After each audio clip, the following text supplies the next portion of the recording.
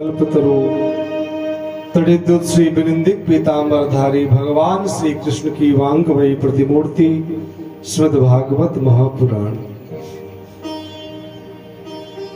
कथा के श्रोता श्री स्वर्गीय श्री जागेश्वर प्रसाद तिवारी जी एवं स्वर्गीय श्रीमती राम सखी तिवारी जी, आपके वर्तमान सुपुत्र श्री राम किशोर तिवारी जी एवं बहू श्रीमती विद्या तिवारी, साथ ही छोटे बेटे श्री संत राम तिवारी एवं छोटी श्रीमती मुन्नी तिवारी और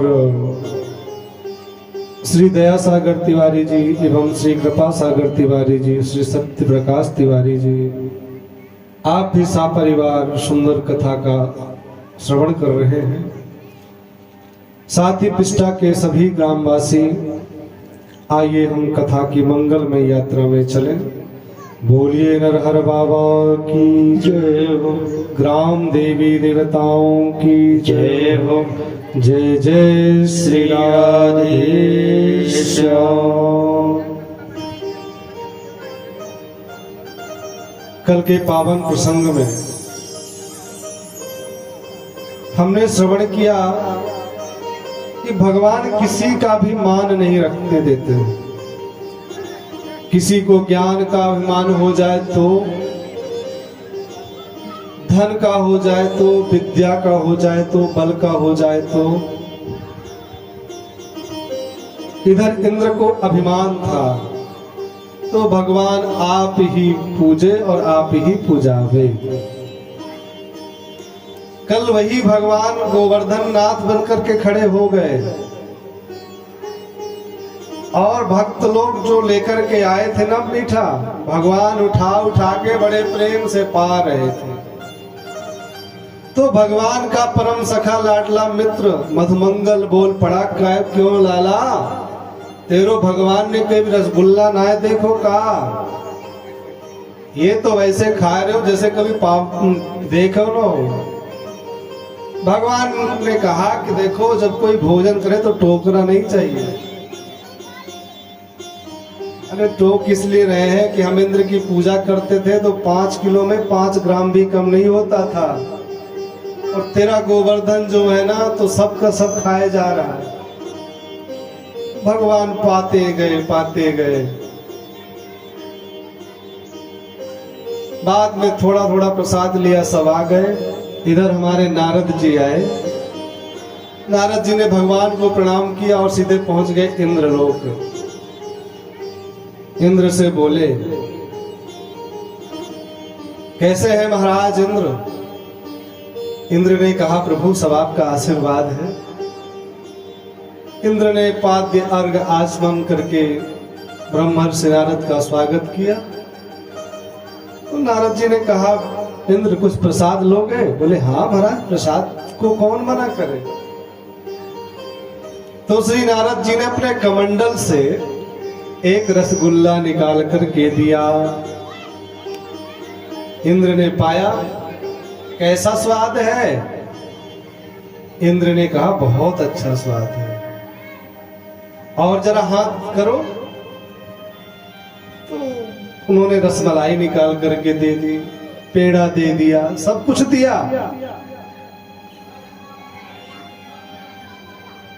इंद्र ने कहा, बहुत स्वाद है, कहाँ मिला? अरे बोलो हम, नारद जी ने कहा हम हैं तो मिल गया, नहीं तो वो भी नहीं मिल रहा था। मतलब कहना क्या चाहते हैं? बोले वो गोवर्धन में, मथुरा में आपकी पूजा करते थे ना गोवर्धन वासी, मथुरा वासी। बोले हाँ, तो वही का है। तो क्या आपको नहीं मिला? बोले हमको तो कोई सूचना ही नहीं आई। तो नारद जी ने कहा कि सूचना नहीं आई, अगली बार से प्रसाद भी नहीं मिलेगा। ये तो मैं था कि मैंने लाके दे दिया। इंद्र को बड़ा बुरा लगा। इंद्र ने क्रोध किया। और कल यहाँ भी हमने जब कथा रोकी थी तो कहा ही था कि फिर अब इंद्र तो क्रोध करेगा।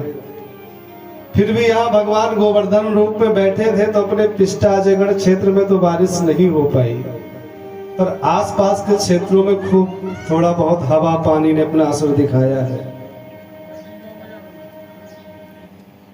कहीं कहीं ओले भी गिरे थे। नहीं, रीवा तो हमारा इंटरनेशनल शहर देश का है, वहां तो कुछ भी हो सकता है। और छतरपुर में 1.5 घंटे पानी गिरा है। तो इस तरह से, लेकिन यहाँ गोवर्धन नाथ बैठे थे तो हिम्मत नहीं पड़ी इंद्र की कि इस क्षेत्र में आ जाए। हाँ, कैमरा जरूर चला के खींच रहा था, कहाँ क्या कैसे है, फोटोग्राफी जरूर करवा दिया है। तो गणम सांभर्तकम नामो मेघानां चान्तकारिणाम् इंद्रः प्रचोदयति क्रुद्धो वाक्यम चाहे समान्युतो। अरे राजन, बारिश शुरू करा दी। जब ये ब्रजवासी सोए थे तो उनके खाट तखत सब पानी में उतर आने लगे। रोते रोते सब आए कृष्ण के पास, बोले कृष्ण चल रक्षा कर हमारी। कृष्ण ने कहा माफ करना, मैं कुछ नहीं कर सकता। कहाँ चले? बोले वही गोवर्धन नाथ। सब लोग पहुंचे गोवर्धन नाथ के पास, प्रणाम किया और प्रणाम करने के बाद भगवान ने कहा सब लोग आंख बंद करो और गोवर्धन नाथ से विनती करो कि हमारी रक्षा करें। सबने आंख बंद करके गोवर्धन नाथ को प्रणाम किया। और इसी बीच मेरे गोपाल श्री गोवर्धन नाथ को इकन्नी छिंगी अंगुली पर धारण कर लेते हैं। 7 वर्ष के कृष्ण ने 7 दिन और 7 रात्रि पर्यंत गोवर्धन नाथ को एक नख में धारण कर रखा। बोले गिरवरधारी भगवान की जय। हे राजन, बहुत बारिश कराई। शेषनाग ब्रज को घेर के बैठ गए कि अंदर जल प्रवेश ना करे, और महर्षि अगस्त जल का पान करते गए। बारिश तो बहुत कराई पर यहां धूल